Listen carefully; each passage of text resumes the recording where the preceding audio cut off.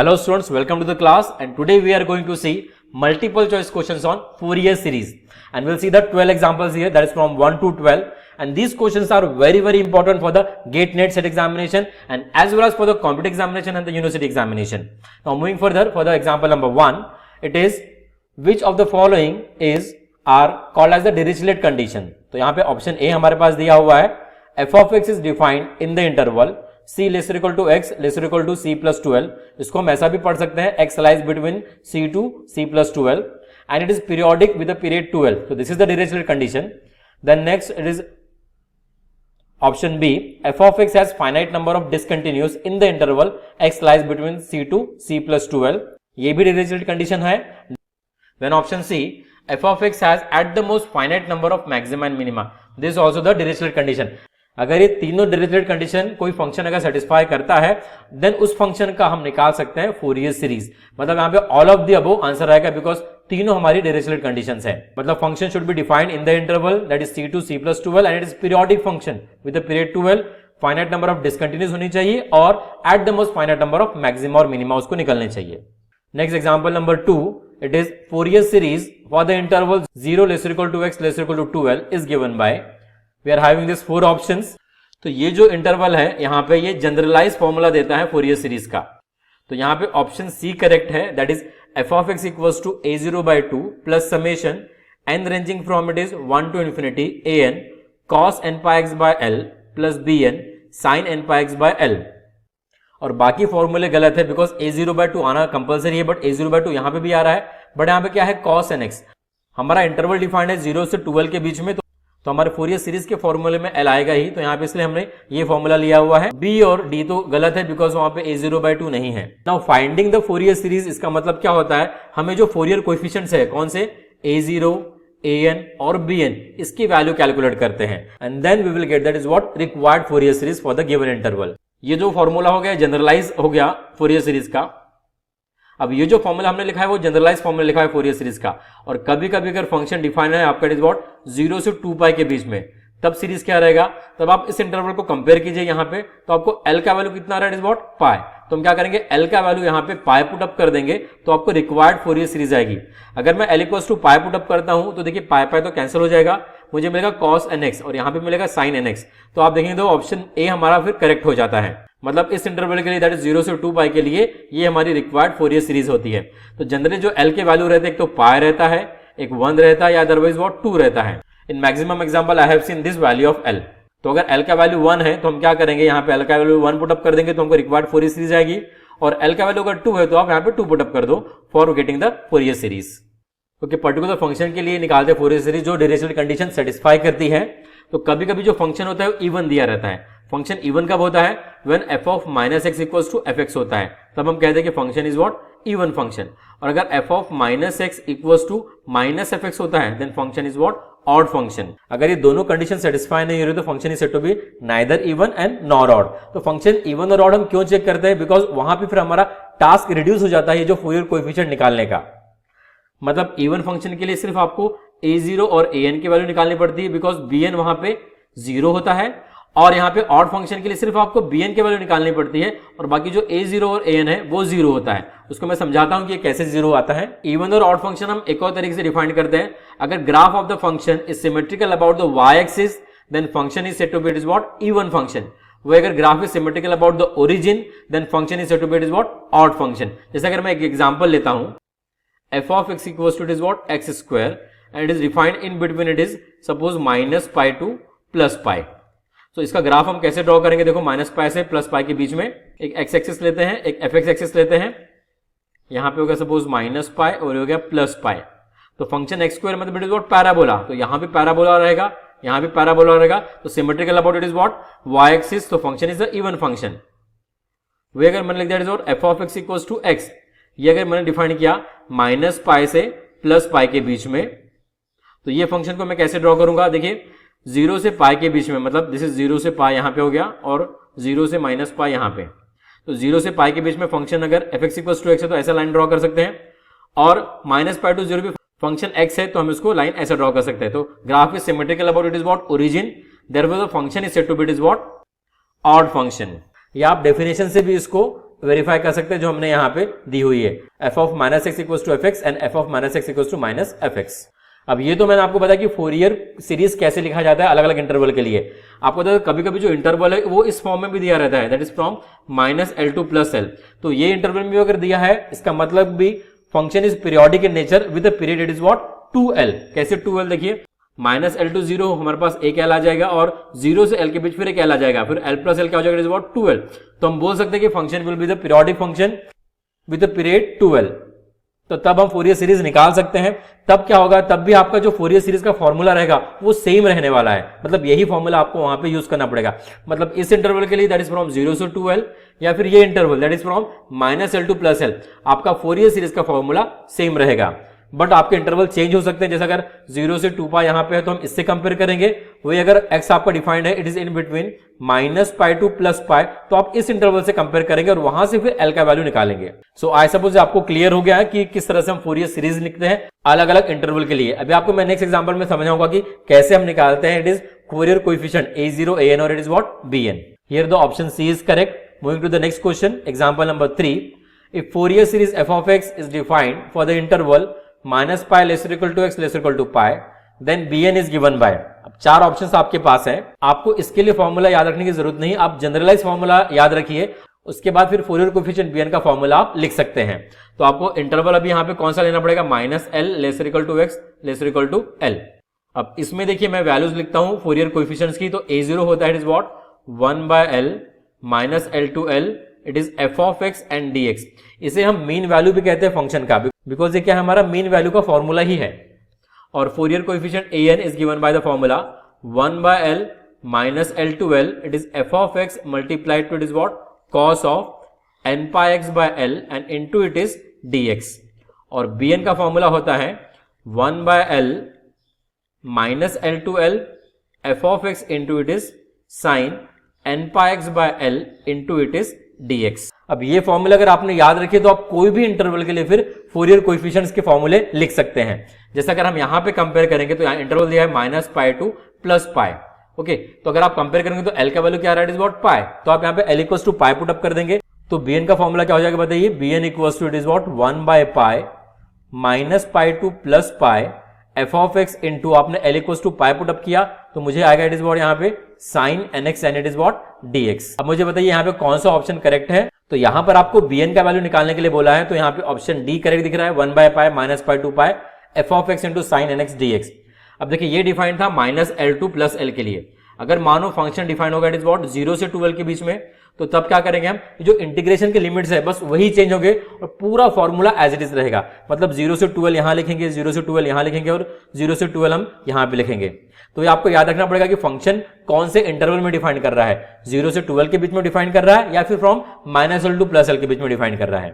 अब इसके बाद हम थोड़ा फोकस करते हैं कि फंक्शन अगर इवन रहता है और ऑड रहता है तब हमारे a0 an और bn के वैल्यू क्या रहेंगे। तो मैंने अभी आपको बताया कि फंक्शन इवन कब रहता है, when f of minus X equals to it is what plus f of x, और f ऑफ माइनस एक्स होता है it is what minus of f of x। तो फंक्शन रहता है इट इज व्हाट ऑड। ये हो गया even का कंडीशन। तो देखिए अगर फंक्शन इवन है और ऑड है तो हम एक डेफिनेट इंटीग्रल का प्रॉपर्टी यूज करते हैं। क्या है, अगर फंक्शन सब जो डिफाइंड है minus A to A f of x and dx, और फंक्शन अगर हमारा सपोज इवन है, इवन के समय इस इंटीग्रल का वैल्यू हम लिखते हैं 2 times 0 to a f of x into dx। ये हो गया हमारा इवन फंक्शन के लिए। बट मानो अगर फंक्शन ऑड है तब minus A to A f of x dx ये होता है डायरेक्टली 0, ये ऑड के लिए होता है। सो अगर फंक्शन इवन और ऑड होते हैं तो हम इस डेफिनेट इंटीग्रल प्रॉपर्टी का यूज करते हैं और फिर वहां से फोरियर कोएफिशिएंट्स को डिसाइड करते हैं। अब जैसे मानो मैंने f ऑफ x को इवन ले लिया, इवन फंक्शन, तो देखिए यहाँ पे a0 का फॉर्मूला हमको दिख रहा है 1 by L minus L to L f of x dx।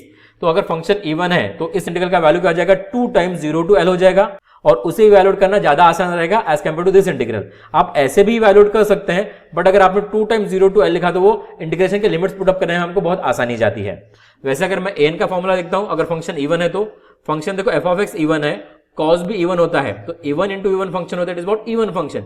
तो अगर ये पूरा इवन हो गया तो इंटीग्रल का वैल्यू हम लिखेंगे 2 टाइम्स 0 टू l, और ये फंक्शन यहाँ पे एज इट इज आएगा। वही bn का वैल्यू मुझे बताइए, अगर फंक्शन इवन रहेगा तो f ऑफ x मेरा इवन है, साइन फंक्शन ऑड रहता है, तो even function into odd function, मतलब इन दोनों का जो प्रोडक्ट है वो होता है ऑड फंक्शन। और अगर ये ऑड फंक्शन है और लिमिट्स मेरे -l to l है तो इसका वैल्यू कंप्लीटली जीरो आ जाएगा। मतलब अगर फंक्शन इवन रहता है तो bn का वैल्यू हमारा क्या होता है, जीरो। ये आपको याद रखना है। मैं यहां पे लिख देता हूं, अगर फंक्शन f ऑफ x हमारा इवन है तो bn का वैल्यू आपका जीरो होता है।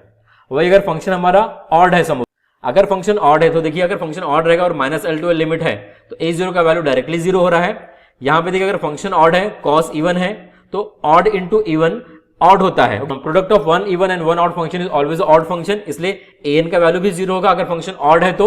और अगर फंक्शन ऑड है तो यहां पे देखिए फंक्शन ऑड है, साइन भी ऑड है, तो दोनों का प्रोडक्ट क्या हो जाएगा, इवन फंक्शन। और अगर इवन फंक्शन हुआ तो इस इंटीग्रल का वैल्यू हम लिखते हैं 2 times 0 to l। Therefore we can say that अगर f of x मेरा ऑड फंक्शन है तब a0 का वैल्यू भी जीरो होता है और an का वैल्यू भी क्या होता है, जीरो। ये आपको याद रखना है बिकॉज हम मैक्सिमम एग्जांपल में ये चीज यूज करेंगे।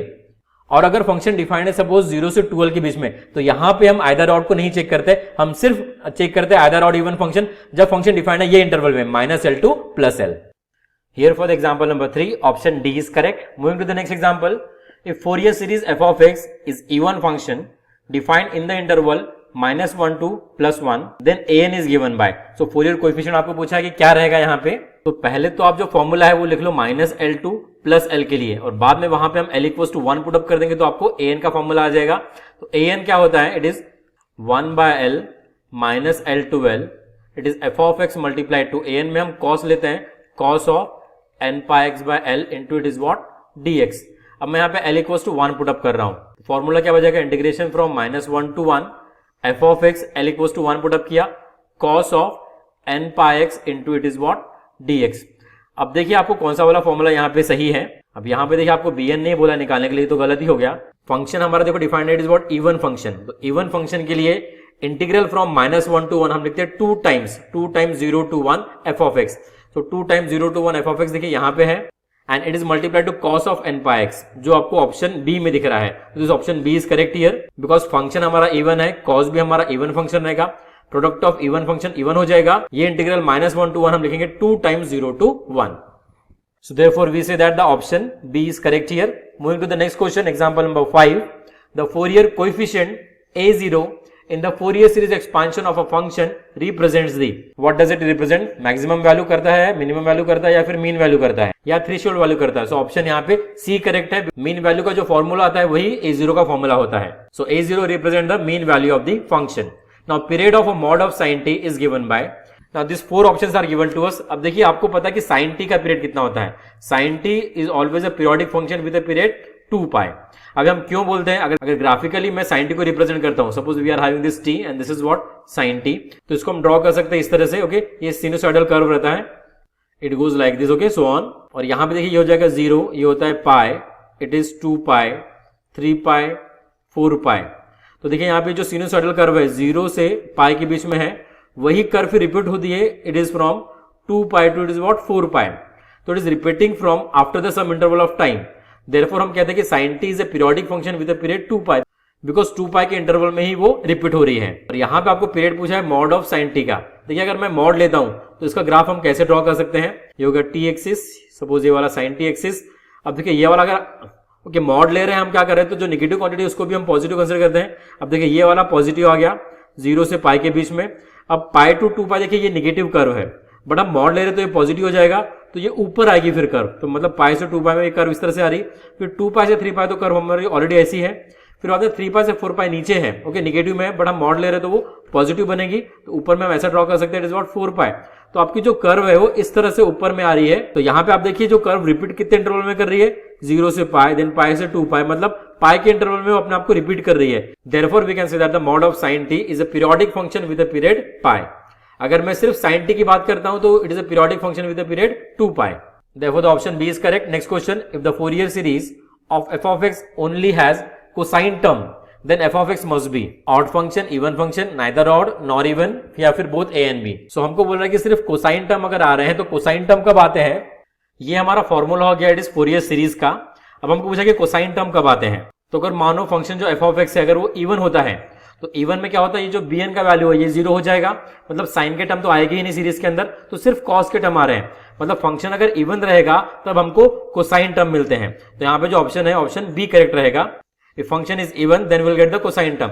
अब बताइए मुझे साइन टर्म कब मिलेगा, जब फंक्शन हमारा क्या रहेगा, it is what, odd, because odd के समय क्या होता है, a0 का वैल्यू भी 0 होता है और an का वैल्यू भी क्या होता है, 0, और इवन फंक्शन के लिए क्या होता है, bn का वैल्यू 0 होता है। तो अगर फंक्शन ऑड है, a0 का वैल्यू और an का वैल्यू 0 है, तो मुझे सिर्फ साइन के टर्म मिलेंगे, कब, when the function is what, odd function. therefore the option B is correct here. Next question, example number 8, Fourier expansion of odd function has only, अगर फंक्शन ऑड है तो उसमें कौन से टर्म्स रहेंगे।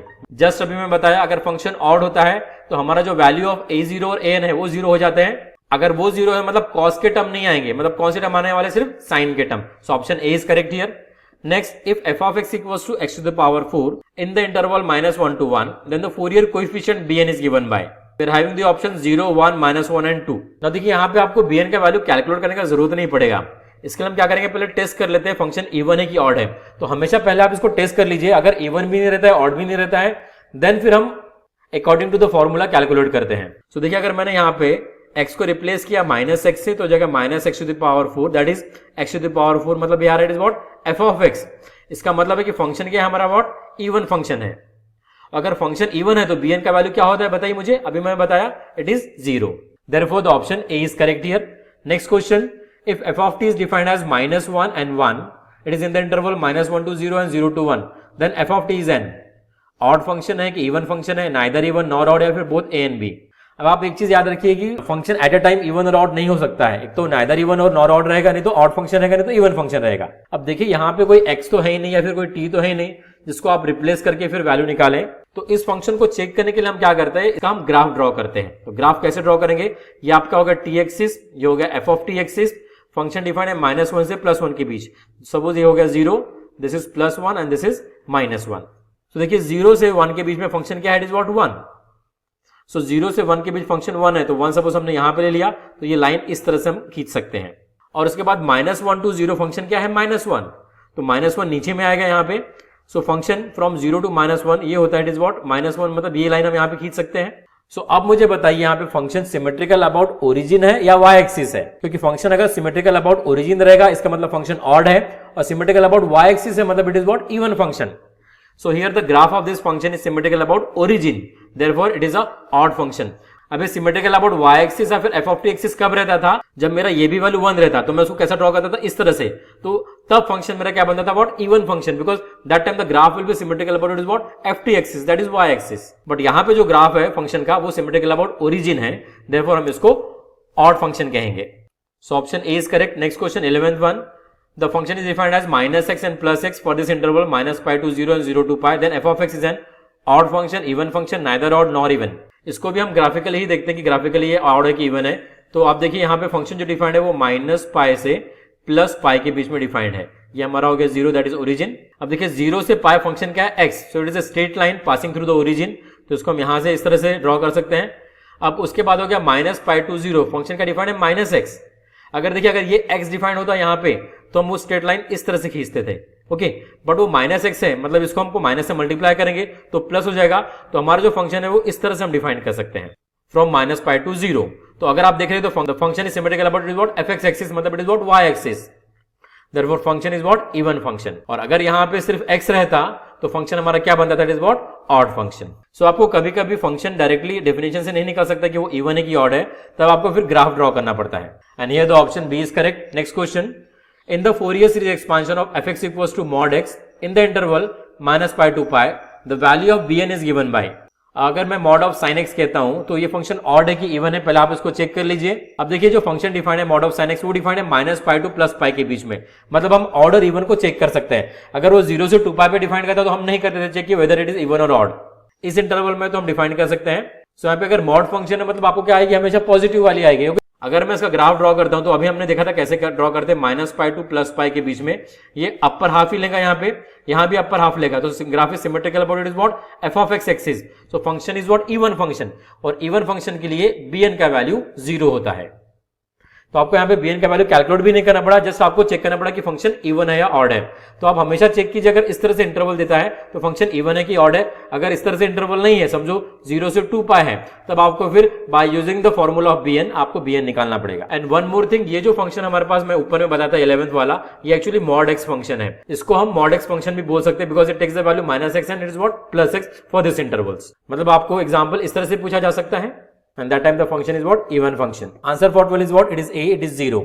अगर आपको कोई दिक्कत आए तो कमेंट बॉक्स में लिखिए मुझे और मैं उसको सॉल्व करने की पूरी कोशिश करूंगा. Now lastly I say thank you so much for watching this video, and if you get something from it, please like and share the video with your friend, and please do subscribe the channel mathematics गणित संग्रह. हंसते रहिए, मुस्कुराते रहिए और mathematics का knowledge enhance करते रहिए मैथमेटिक्स गणित संग्रह के साथ. Thank you so much.